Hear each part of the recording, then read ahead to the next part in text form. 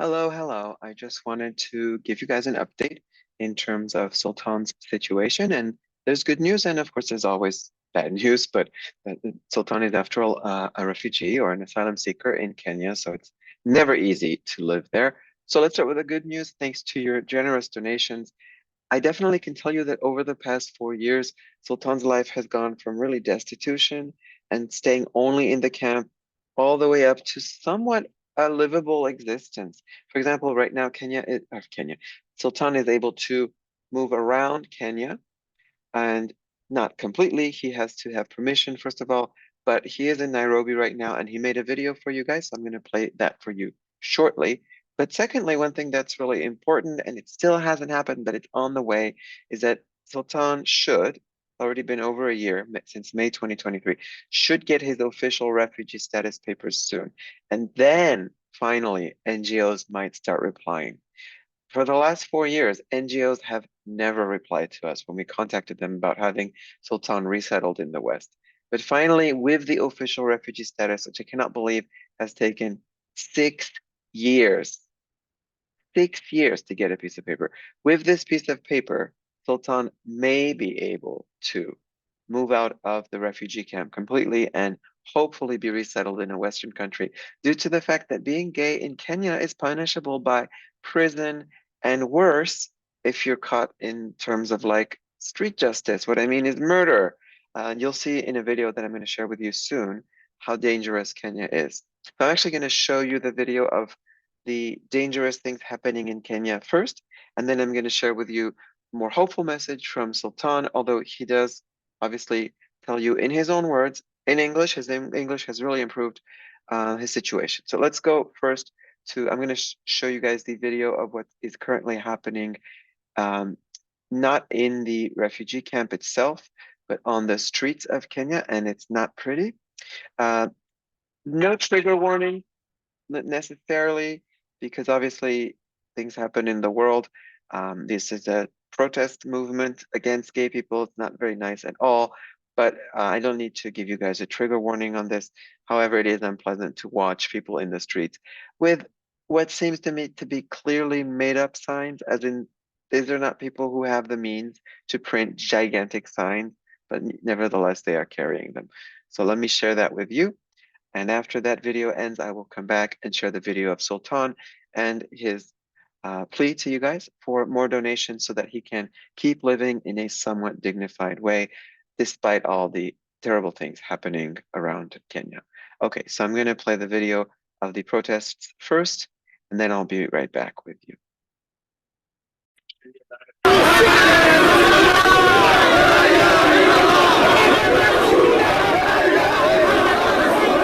Itakuwaje?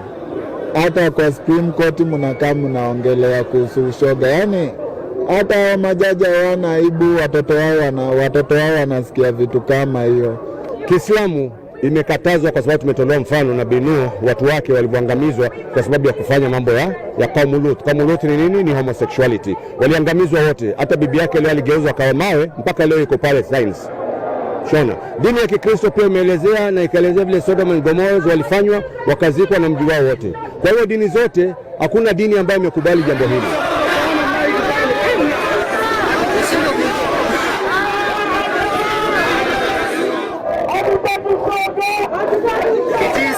To note that the judiciary is now aiding and abating the moral decay of the country, taking Kenya to the path of Sodom and Gomorrah. Nataka pia kusikia msimamo wa serikali kuhusu mambo ya LGBTQ. Tusikie msimamo wao waziwazi. Dini haikubali, Wakenya hawakubali, na hatutakubali.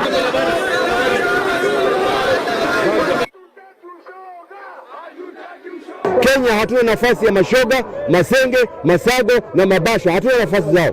Tunaomba serikali, Supreme Court irudi nyuma, na serikali, rais aingie asimamishe kitu. Today a peaceful demonstration has taken place all the way from Jamia Mosque headed towards the Supreme Court, and now finally here at the Parliament, just rebuking the order that was passed by the Supreme Court and 3 judges, mentioning that they're allowing the LGBTQ community to be a registered community.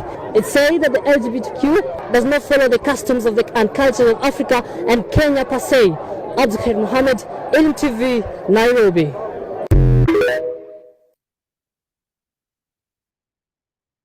Okay, so that was not. It's I want to pick the correct words, but it's, let's call it sobering to see what's going on in Kenya. You can see from the architecture in Kenya that there's definitely been a huge improvement in terms of the life standards of people in Kenya, and that's wonderful. I just wish that wasn't coupled with a Russian-influenced campaign of hate and misinformation against the LGBT community. One of the posters says, "Stop the LGBTQ depopulation agenda." So this is going into all the QAnon bullshit that infects the United States and now most of Europe and Russia and parts of Asia and now Africa, where Bill Gates is sponsoring an agenda to depopulate the earth by making everyone gay. Yeah, obviously complete bullshit, but these kinds of conspiracy theories have reached East Africa, where unfortunately my friend Sultan lives. So in this city, literally in the same city in Nairobi, I will now show you the video of Sultan. Now, I'm going to edit this so the sound is more equalized, but I have to say that the sound in the Facebook video I just showed you was extremely bad. Sorry also for the misspelling, but it's extremely high. And then the sound in Sultan's video is going to be extremely low. So if you have your phone, just pop the volume up when Sultan starts talking. I've turned the volume all the way up, but it's still not high enough. I'm going to actually open that video, and I hope this works. And I'll see you in 6 or 7 minutes after the video starts. Of course, I'm going to have to switch screens again. Let me go ahead and share with you what Sultan has to say.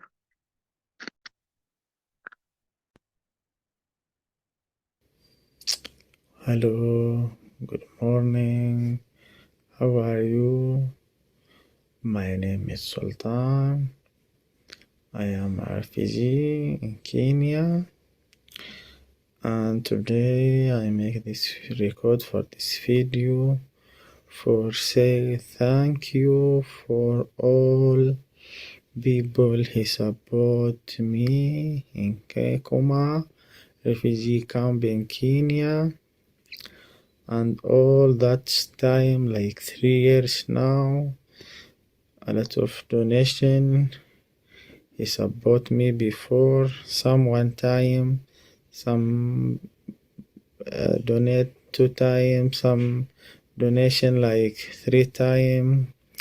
And I hope all these people who donate me and help me, support me, continue support me up to the time I get a chance for get it a third country for settlement, like to third country.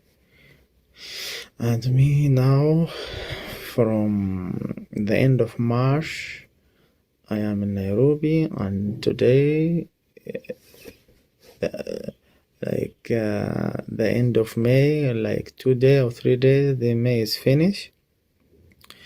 Like 2 months me in Nairobi, and I think I will stay 1 month or 2 months, I don't know exactly. Then I will back Kakuma. I come, I visit Nairobi, I get a chance to go for a big event for African Youth Unit. After I finish that event, I try for get it a job in Nairobi. I get it a chance, I can work, but cannot work if I don't have ID for refugee and movement pass from Kakuma to Nairobi, and another lesson is from government from Kakuma to Nairobi. And all that thing because me, my refugee status is still asylum seeker. If me a refugee, I can get it, that's ID and another service. And I do something volunteer on WhatsApp I collect a lot of opportunity for refugee. Then I have WhatsApp community. I started at 9 May 2023. Now like 1 year and some days. Then I try get it help for my what I do for my volunteer, like some support for make some training for something. I get it people here accept that, but because I don't have lesson for make CBO or NGO or organization something like that, and this I can get it if me I have ID for refugee. And about job, I try for get it any chance out system for refugee. Like I can use it my passport for Yemen, but the problem for passport of Yemen, I don't have visa for job or for business, and for getting that a chance, not now. If I left Kenya, then I go to Yemen, then apply for a new visa for enter Kenya. I can get it that a chance, and me cannot go Yemen because Yemen I have a lot of problem. A war is not a reason, but a lot of problem. I talked before for if you following some video before, you can understand all the reason why I left Yemen. And only I can say thank you very much for everyone support me. Even some people he support me with no money, like share the link or make pray for me or have idea for me. Yeah, the money not everything. And I back Kakuma. I will see what I can continue in Kakuma because now me in Nairobi I make a refresh for my mind, but my heart still is not okay because I'm not accepting this life. Cannot work. I don't have my freedom. What I can do? Yes, I enjoy Nairobi like now 2 months. I visit some mall. I go some area. I see the tree, animal, and I send a lot of picture to Jeremy now. He see some photo for me. Thank you very much. Bye bye.